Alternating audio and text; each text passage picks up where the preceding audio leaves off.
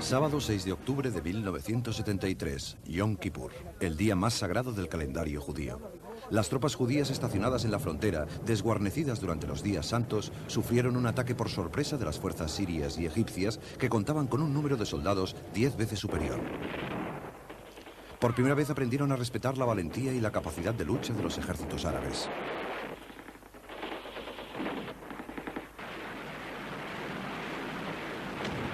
Particularmente las tropas egipcias, que se abrieron camino luchando en el Canal de Suez, donde obtuvieron un éxito espectacular y se enzarzaron luego en la batalla de tanques más grande y más cruenta del mundo desde la Segunda Guerra Mundial. Fue una guerra en la cual la tecnología militar más reciente hizo cambiar las tácticas convencionales, transformando las teorías comunes de la guerra moderna. Los sistemas de alta tecnología de los misiles soviéticos midieron sus fuerzas con la superioridad ya establecida de las fuerzas aéreas israelíes y dificultaron sus misiones de apoyo en tierra durante las primeras horas de la guerra. En tierra, la aparentemente invencible armada israelí tuvo que hacer frente a una nueva generación de misiles antitanque dirigida por una infantería árabe muy bien entrenada, que no tenía nada que ver con los soldados que hicieron las campañas de 1956 y 1967. La pregunta que todos los israelíes hacían entonces era, ¿por qué estaban tan mal preparados? La respuesta está en la apabullante victoria israelí de 1967. Entonces el factor clave habían sido aquellas 3 primeras horas del 5 de junio, cuando el poder aéreo israelí prácticamente borró del mapa todas las fuerzas aéreas de los árabes. En aquella ocasión, el impacto de la supremacía aérea transformó el curso de la guerra en tierra.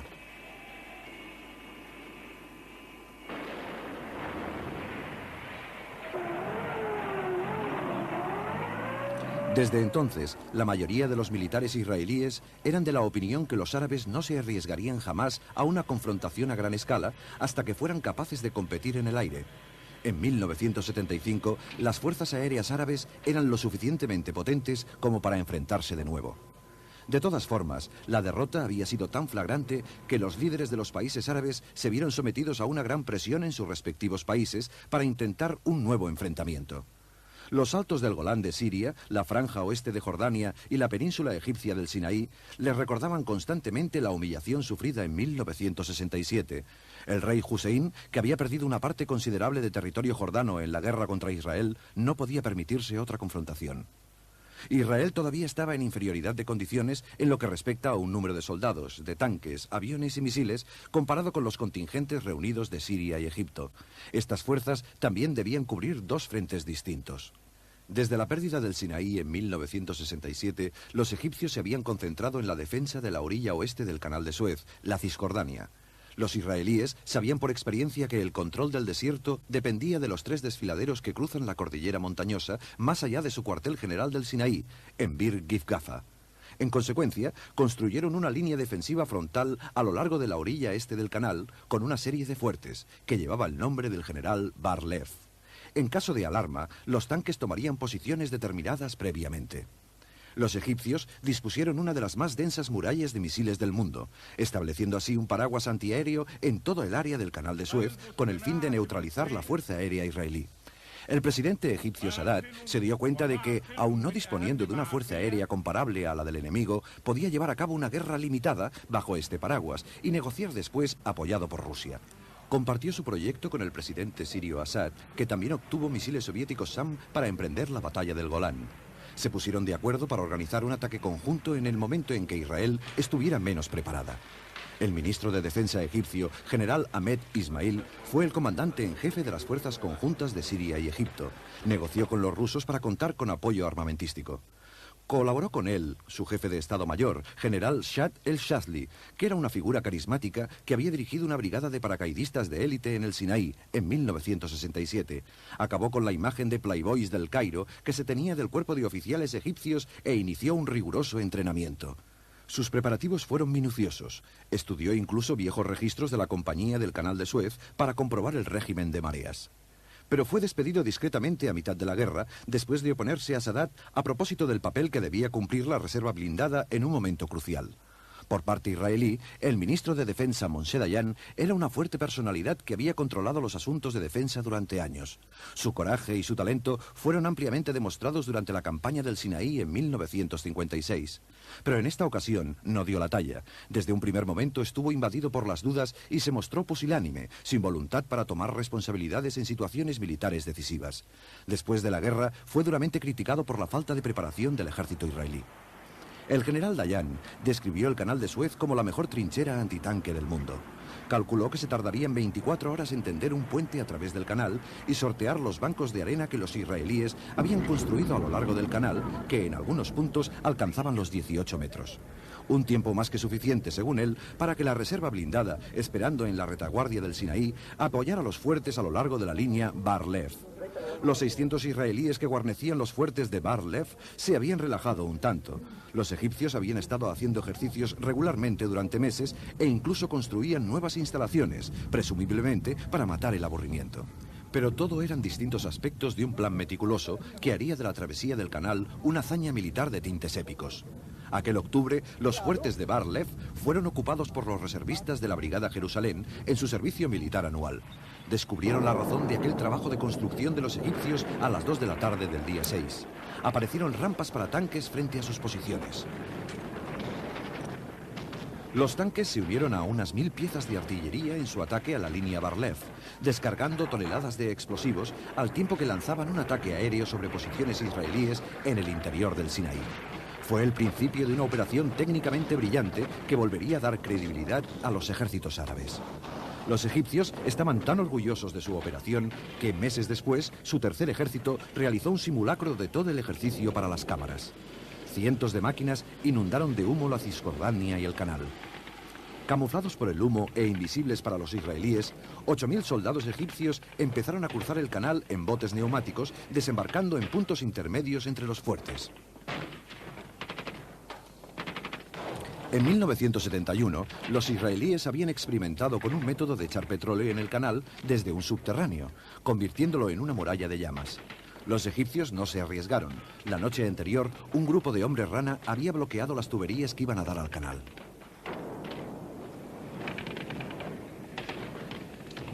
Una vez la primera brigada había escalado el banco de arena y tomado posiciones, las unidades de búsqueda de tanques penetraron hacia el interior para aguardar el primer blindado israelí. Iban equipados con armamento antitanque RPG-7 y el misil soviético antitanque más moderno, el Shager.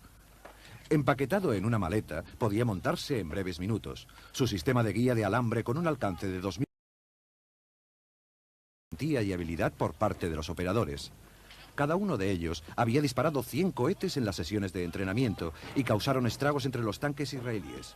Una sola unidad derribó 8 tanques en los primeros 10 minutos. Con la defensa de tanques en su lugar y la llegada de equipamiento pesado, la segunda fase de la operación podía empezar. Una serie de grupos con la misión de despejar las defensas israelíes empezaron a actuar, allí donde la Brigada Jerusalén estaba repeliendo el ataque después del choque inicial.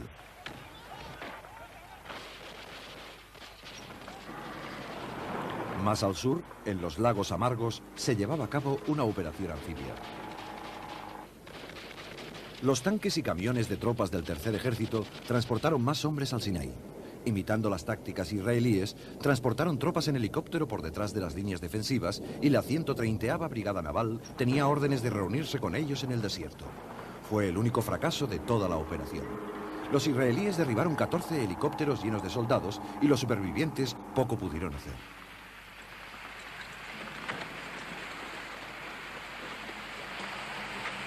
Los generales egipcios habían estimado la pérdida de unos 10.000 hombres solo en la travesía del canal. De hecho, la cortina de fuego había mantenido a los israelíes en sus búnkers y durante esta fase de la operación, la más peligrosa y expuesta, el número de bajas fue de 208. El problema que suponía sortear los bancos de arena lo solucionó un teniente egipcio de gran ingenio que había trabajado en la construcción de la presa de Asuán. Unas bombas de irrigación británicas dieron la potencia necesaria a unas mangueras de alta presión que simplemente aspiraron y evacuaron la arena hacia el canal. Con este sistema, acabaron con las trincheras en la mitad de tiempo del que les hubiera llevado utilizando explosivos o excavadoras, y durante el primer día desmontaron 60 bancos de arena. Rebajar los bancos fue un logro del ingenio egipcio, pero tender puentes sobre el canal fue resultado de la probada experiencia soviética y de sus materiales. Los puentes PMP, diseñados para cruzar ríos europeos, fueron utilizados por primera vez en acciones bélicas.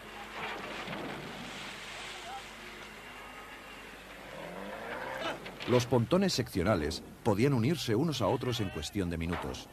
En su día, las guarniciones israelíes dijeron que los puentes crecían a través del canal como brazos extendidos. Había otro sistema soviético para cruzar que era todavía más rápido. El ferry GSP estaba formado por 2 camiones anfibios unidos que se expandían con un sistema hidráulico, creando una plataforma que podía transportar un tanque a través del canal en cuestión de minutos. El equipo del general Shadley había planeado la operación de cruce del canal hasta el último detalle, con 2 objetivos prioritarios: sorpresa y velocidad.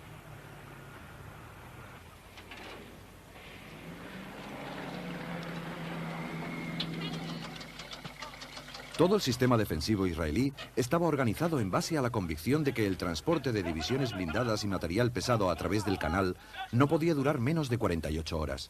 Estaban convencidos de poder frustrar cualquier ataque en este lapso de tiempo. Sin embargo, en 10 horas, los egipcios ya habían montado 10 puentes y había 500 tanques en la orilla este. En 24 horas, 2 divisiones blindadas habían cruzado el canal.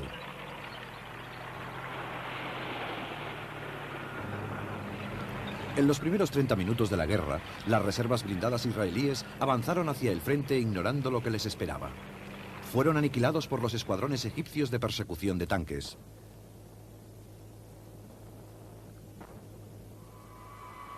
Inevitablemente, la guerra aérea fue la respuesta inmediata de los israelíes, sobrevolando el paraguas de misiles para detener la travesía en vez de concentrarse en primer lugar en los puestos de misiles, tal como se suponía que harían. Debido a la presión de Estados Unidos, se había desechado los planes para un ataque preventivo aquella misma mañana. Israel perdería el apoyo necesario si era vista como el agresor. Moshe Dayan tuvo que explicarlo ante una nación confundida. Considered it, and it was the decision of the government not to strike first, even though we were sure that they will do that, in order to have that political or whatever you call it advantage at the expenses of the military disadvantage. Esta desventaja empezaba a ser evidente, ya que los egipcios habían consolidado sus posiciones en la orilla este del Canal de Suez. Si sobrevivía a los misiles, la Fuerza Aérea israelí tenía que localizar los puentes escondidos bajo cortinas de humo. Incluso si eran bombardeados, la construcción por secciones facilitaba su reparación y podían ser transportados fácilmente sobre el agua a otros puntos de cruce. Las tropas egipcias estaban satisfechas de sus logros. Habían desbaratado los primeros contraataques exactamente según el plan urdido y ahora iban tomando posesión de los fuertes de la línea Bar-Lev uno por uno. Pero no todos cayeron fácilmente. El fuerte situado más al norte no pudo ser tomado, y en el otro extremo, en el sur, en el puerto de Tevlik, un oficial y 42 hombres resistieron durante una semana el asedio antes de rendirse con la mediación de la Cruz Roja. Al cabo de varios ataques repetidos, agotaron sus últimas granadas y municiones.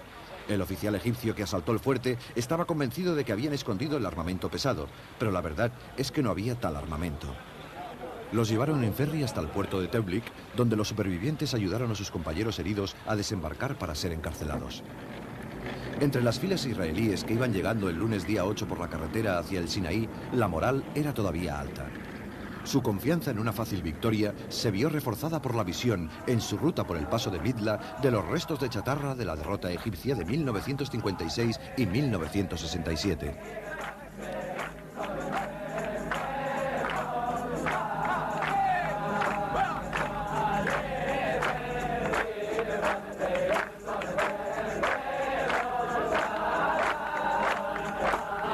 Pero este sentimiento dejó paso a la desolación cuando se percataron de lo que estaba ocurriendo y del número de bajas sufridas.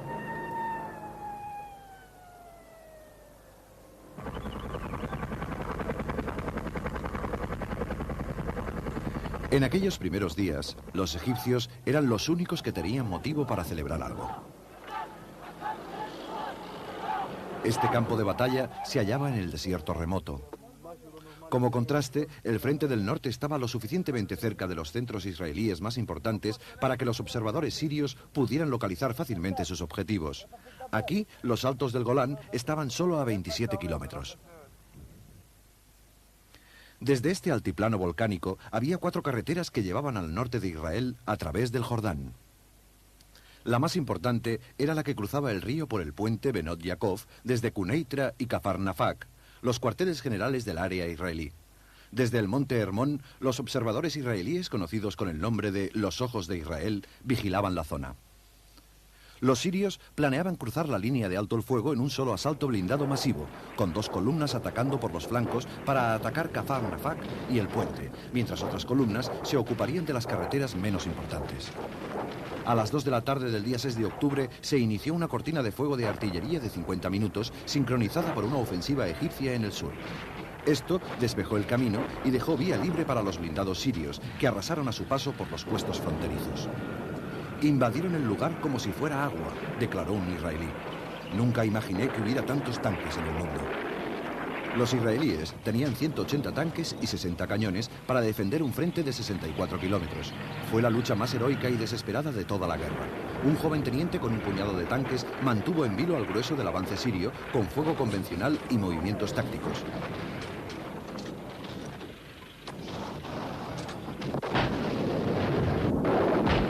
La artillería móvil también resultó efectiva.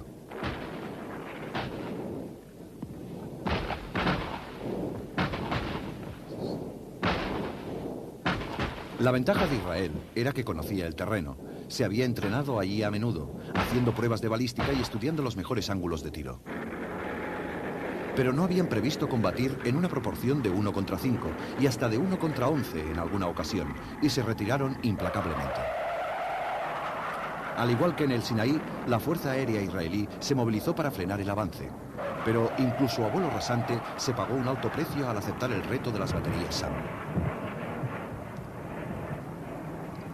En un fuego cruzado en el aire de efectos letales, los SAM-6, SAM-7 y la artillería antiaérea derribaron 40 aviones la primera tarde. Pero los israelíes adaptaron rápidamente sus tácticas, volando bajo sobre el Jordán para sorprender a los sirios en el flanco y evitando así un gran número de baterías de misiles. Los restos de los vehículos sirios abandonados a lo largo de la carretera daban testimonio de su eficacia. En algunos lugares, la tierra quemada y ennegrecida era la prueba fehaciente de que, como los americanos en Vietnam, estaban usando napalm. Domingo, segundo día, los reservistas israelíes se despliegan en el sector sur en tanques Sherman de la Segunda Guerra Mundial modificados. Sus oponentes fueron los T-55 y los T-62, los tanques soviéticos más recientes en aquel momento. A pesar de estar a una distancia tecnológica de 30 años, destruyeron un número mayor de sirios, aunque tuvieron que pagar un precio. Las 2 brigadas israelíes del frente fueron prácticamente arrasadas, pero habían ganado tiempo para el ejército civil. La movilización había empezado un día antes y muchos no esperaron para el santo y seña. Agarraron sus equipos y se dirigieron a los frentes, en camiones, coches y autobuses. Un pelotón llegó a conducir una camioneta de transporte de leche hasta el frente del Sinaí. La primera ministra Golda Meir expresó el sentir de su pueblo. Small as it is, surrounded as it is by enemies, has decided to live. And if we have to pay the price for living, we have to pay it. This is not a people that can give in. Los primeros refuerzos que iban llegando desperdigados al Golán eran enviados de inmediato hacia el frente. La situación era tan desesperada que no había tiempo para una respuesta coordinada. En el sur, los sirios estaban ahora a solo 10 minutos en tanque del puente Benot Yaakov. El lunes por la mañana, a las 36 horas del inicio de la guerra, las carreteras hacia el Golán estaban atascadas de tropas y material bélico. Al aproximarse a los altos, se arriesgaban a recibir fuego de artillería desde el monte Hermón, que había caído en manos de los comandos sirios en las primeras horas de la guerra. Totalmente movilizado, ahora el ejército israelí empezaba a cambiar la situación. Las bajas habían sido numerosas. La defensa del Golán les había costado 250 hombres en los primeros 2 días. Un pequeño ejército no podía seguir permitiéndose este volumen de pérdidas, y a partir de entonces fue una prioridad al procurar sufrir el mínimo posible de bajas. Ahora confiaban sobre todo en la artillería para desalojar a los sirios.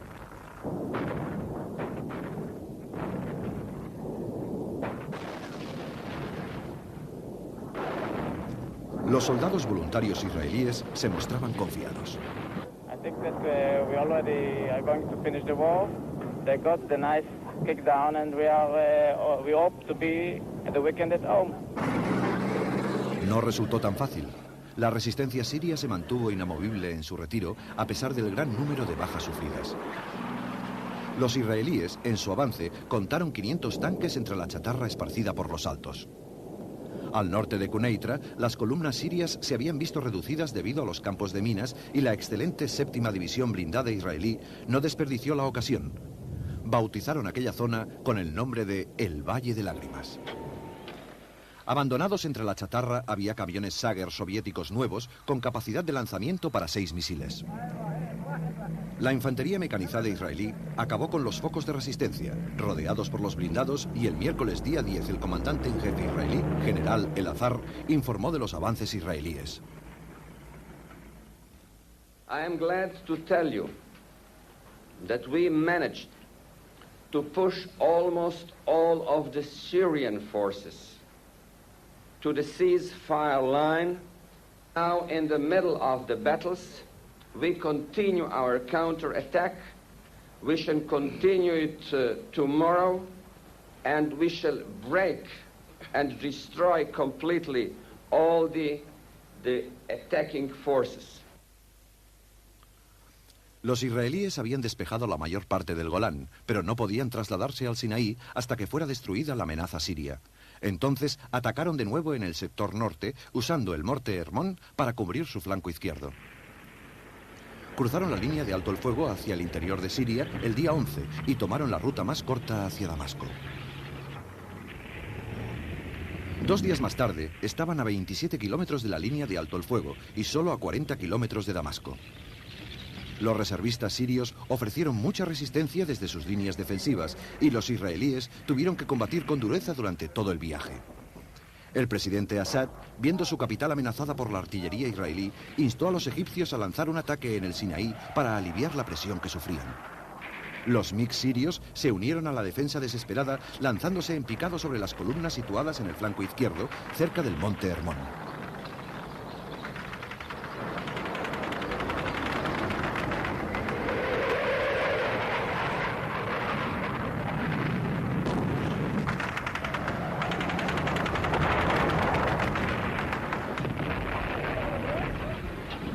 Pero fue una aparición breve, porque una vez más, los israelíes tenían la supremacía en el aire. Los MiGs no podían competir con los Phantoms en combate aéreo, y una vez destruido el grueso del sistema de misiles sirios, se dedicaban ahora a atacar objetivos por todo Siria, desbaratando así el sistema aéreo soviético de suministro militar.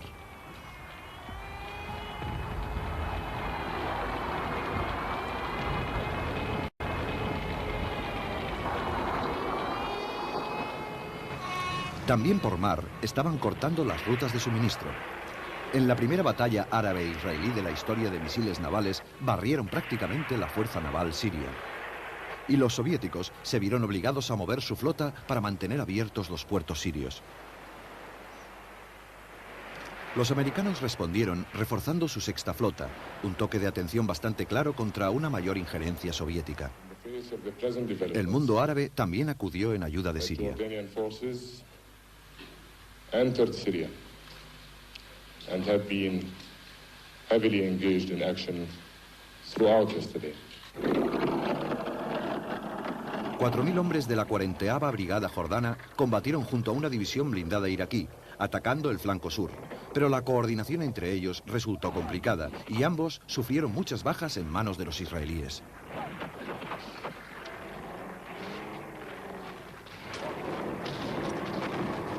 Fueron las últimas batallas importantes en el frente del Golán.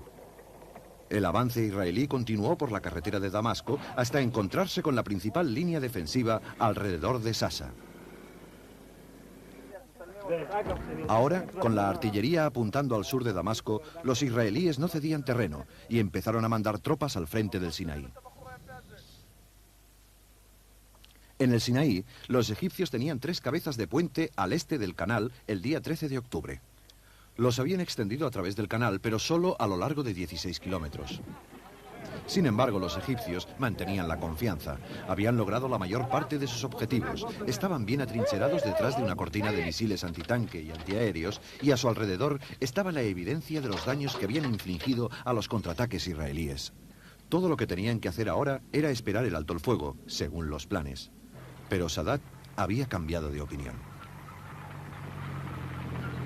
Siguiendo sus órdenes expresas, las 2 divisiones blindadas que constituían la reserva principal en la orilla oeste empezaron a cruzar hacia el este, respondiendo a la llamada de Siria a la acción. Una vez finalizada la guerra, el general Shazli declaró que durante 2 días se había opuesto a esta operación, temiendo dejar desprotegida la orilla oeste, pero finalmente Sadat se lo había ordenado directamente y obedeció. Las 2 divisiones llevaron a cabo un amplio movimiento de ataque por los flancos para tomar Bir Gifgafa, forzando a los israelíes a concentrarse en el frente sur. Los israelíes estaban preparados, los tanques y la infantería aguardaban, y esta contaba ahora con los misiles americanos Chaum. Cuanto más avanzaran los egipcios alejándose de sus refugios antiaéreos, peores serían los daños que sufrirían desde el aire. Era precisamente lo que los israelíes esperaban y deseaban. A las 6 de la mañana del 14 de octubre empezaba la batalla más importante desde la de Kursk, en la Segunda Guerra Mundial. 2000 tanques en combate a lo largo de un frente de 160 kilómetros. Al caer la noche, los egipcios habían perdido 264 tanques, los israelíes solo 10.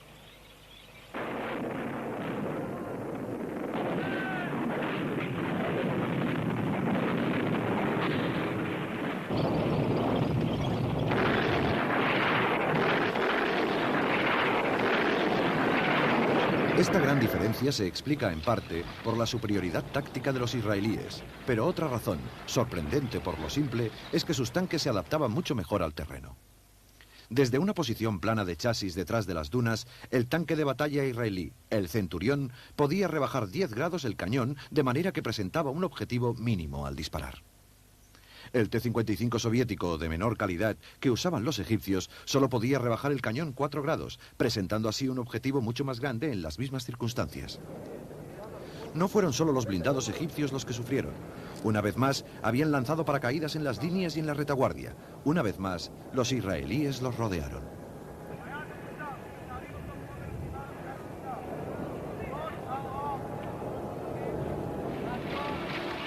A pesar de la escandalosa derrota, el gesto del presidente Sadat de dirigirse a la Asamblea del Pueblo Egipcio el día 16 fue como una marcha triunfal romana.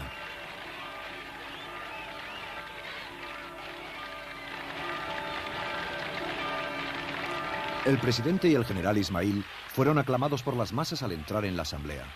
Habían dado una tremenda victoria al pueblo egipcio, devolviéndole su orgullo nacional.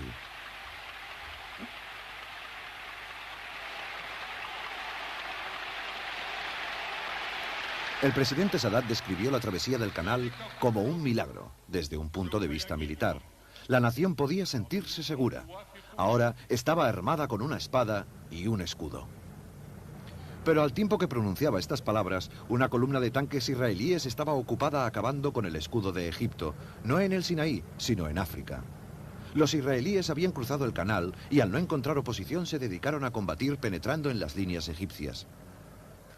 Una vez identificados los puntos débiles, donde se encontraban la segunda y la tercera armada egipcia, al norte de los lagos Amargos, los israelíes lanzaron un contraataque el día 15 a las órdenes del general Sharon. Se abrieron camino a través del canal y empezaron a destruir los puestos de misiles egipcios.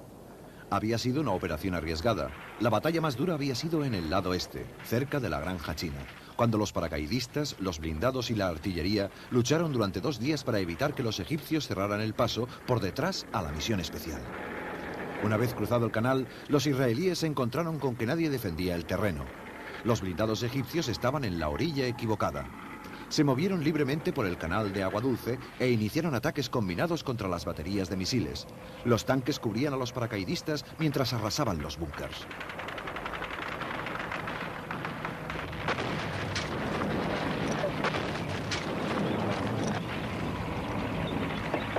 Shadley estaba ahora en un momento crítico. Discutió a propósito del envío de blindados hacia el oeste, pero Sadat tachó la travesía de los israelíes de operación televisiva y en secreto cesó a Shadley de su puesto. Lo que finalmente convenció a Sadat de la gravedad de la situación fue el envío aéreo de material militar americano a Israel. Las pérdidas materiales eran enormes en ambos lados, pero él esperaba que los israelíes acordarían un alto el fuego mucho antes de agotar el suministro bélico soviético. Ahora se veía forzado a pedir ayuda a los rusos con el fin de que mediaran para un alto el fuego. Moshe Dayan se había mostrado contrario a la travesía desde un principio, pero rehusó tomar decisiones en ningún sentido. Le dijo a El-Azhar que él solo podía decidir en asuntos militares. Pero cuando se encontraron en el Sinaí el día 19, sabían que había llegado el momento de hablar. That's one of the, how do you say, 64,000 questions. How about the American equipment? Has any of that come into action yet? Why should I say? Yes or no? What's good for our relationship? Anyway, we are very happy. We are creating the necessary conditions to open our major offensive. Ahora los israelíes tenían dos puentes sobre el canal y su presencia en la orilla oeste estaba creciendo de hora en hora. Ahora pudieron estrechar el cerco y controlar pueblos y ciudades en una extensión de 1.200 kilómetros cuadrados. El frente fue ampliándose. Destruyeron más puestos de misiles e hicieron un agujero en el paraguas antiaéreo, lo que permitió a los aviones israelíes amenazar a las posiciones de la Segunda Armada en el norte. Aunque de forma tardía, la resistencia egipcia aumentaba en tierra y en el aire.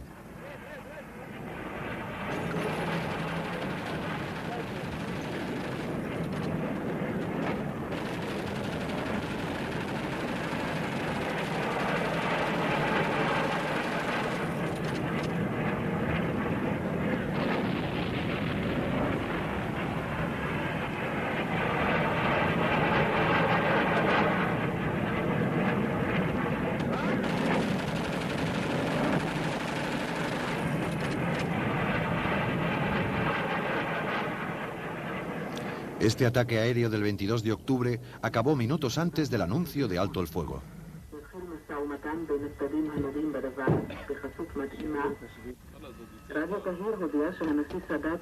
La satisfacción evidente de estos soldados no es compartida por todos los israelíes.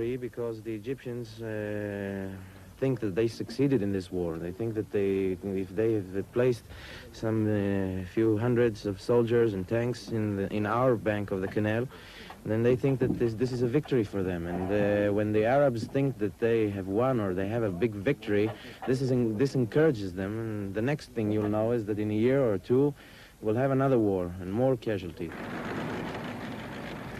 Pero el alto el fuego fue violado al cabo de pocas horas. Los israelíes aprovecharon la oportunidad y avanzaron hasta los alrededores del puerto de Suez.